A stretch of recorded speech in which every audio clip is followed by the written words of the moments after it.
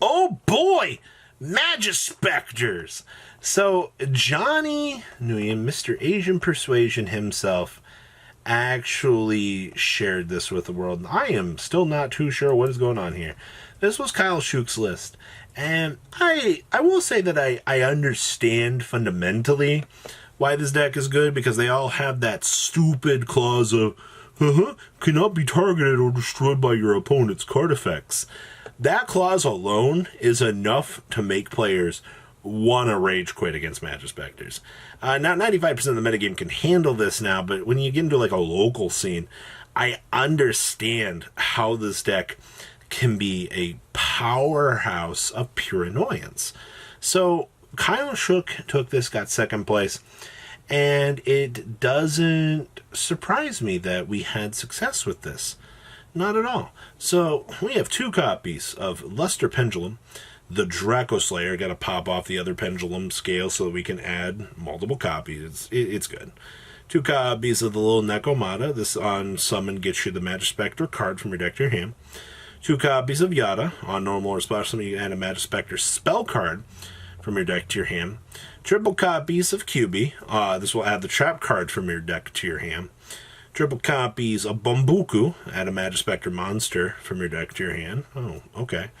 And then we also have triple copies of Ogama that will set the spell or trap card from your deck to your hand. Alright, this one adds during the end phase. I'm bad at this game. So, that's your engine. Alright, they all have scales of 2 and 5, essentially, or respectively, which means that they all can't be targeted or destroyed by. Alright, so Advantage Engine, here we come, is what I'm hearing.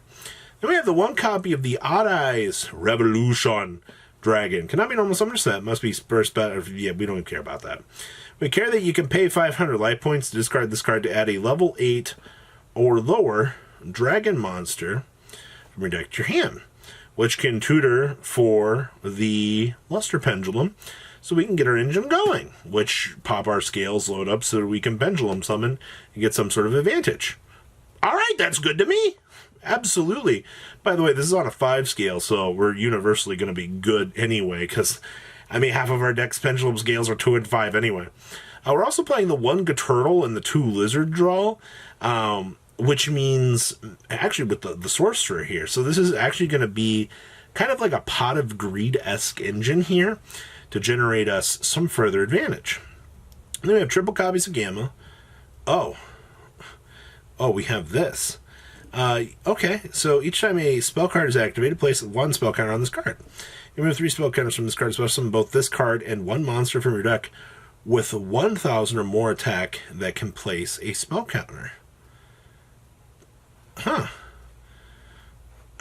Interesting little inclusion of things.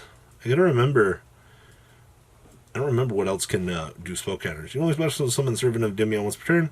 This card with a spell counter can attack directly once per turn during your opponent's turn. You discard 1 card to place 1 spell counter on this card you control, and then place 1 spell counter on another monster. If this card in your monster zone is destroyed, you place this card in your pendulum zone. You place the same number of spell counters on it that it had. This is a floating pendulum scale too. That's pretty cool actually. We have 1 driver. I'm going to draw this card all the time. Then we have the 1 Majespecter Sonics, 2 copies of Pegasus, 1 Terraforming, triple copies of Ties of the Brethren, with triple copies of Majespecter Tempest, and triple copies of Majespecter Tornado, wrapping up the main deck here.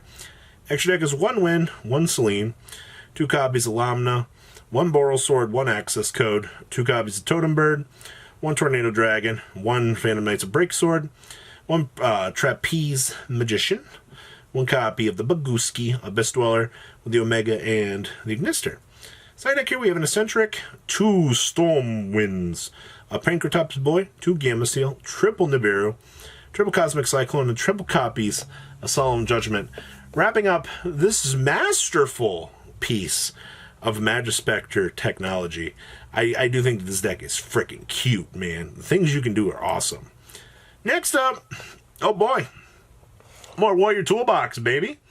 So this was from Trish Talks. This is first place Warrior Turbo. And, whoo, I see some bricks in here. I see that we are karma netting up in here. Woo! I also see here that we got my boy Shen Shen in here, which means we can make this. I'm not quite sure what your ending boards are going to be in this deck, but what I can tell you is this is a stepping stone. Yeah. It's always got to be with the true king of all calamities, man. It's always with the VFD. It's always with the VFD. I never get a break from this card. It's always here. It's always haunting my dreams. So we're still VFD Turbo, evidently. So we just go the extra 35 steps. So we have one copy of Armageddon Knight, one copy of Carmenetta, one Duskbot 001. We need this for the Aurora Dawn combo. By the way, remember when people said the Aurora Dawn combo was going to be broken? We also have triple copies of the Fireflint Lady, one Gearfried, triple copies of Renauld, one copy of Ogier, triple copies of Oliver, one copy of Coltwing, triple copies of Connector, one Aqua Dolphin, one Plague Spreader, two copies of Red Layer, one Ancient Cloak, one Silent Boots, triple copies of Torrent Scales, and one copy of the Galaxy Serpent, wrapping up the monsters here.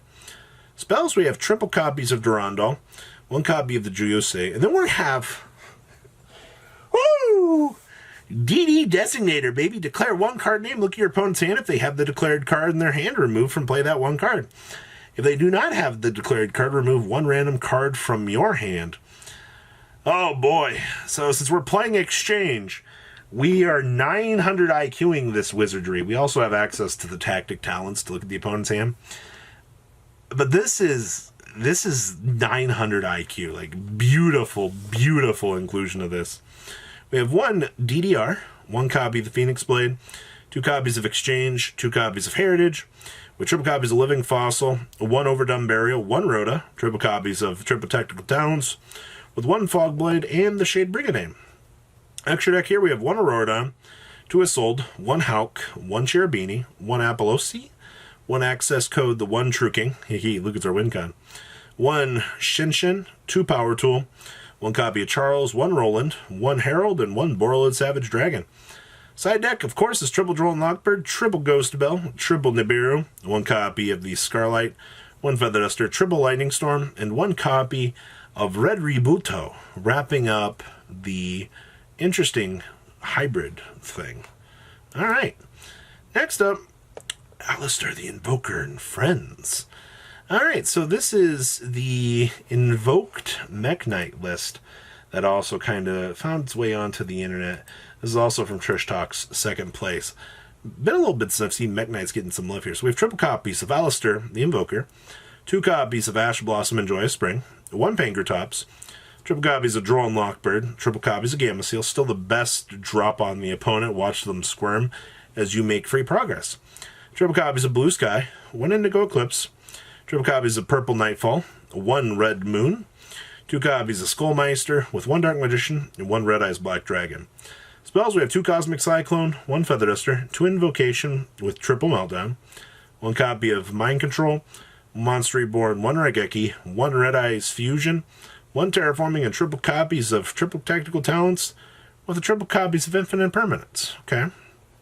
Extra deck here, we have one Secure Gardener, one Owl Mirage, one Verte, one Link Karibo, one Phoenix, one Cerberus, one Soldier of Chaos, one Moon Maiden, one Dark Dragoon, one Purgatrio, triple copies of Makaba, one Kaliga, and one copy of Ogoides. Side deck here we have two Lancia, two Denko Rekka, two copies of Book of Moon, two copies of Dimensional Barrier, two Storming Mia Force, two Summon Limit, and triple copies of There Can Only Be One. Wrapping up this very interesting chunk of deck profiles. And I will say that Majespecter's finding success in this format is relatively mind-boggling to me. I actually think that that is freaking crazy, man.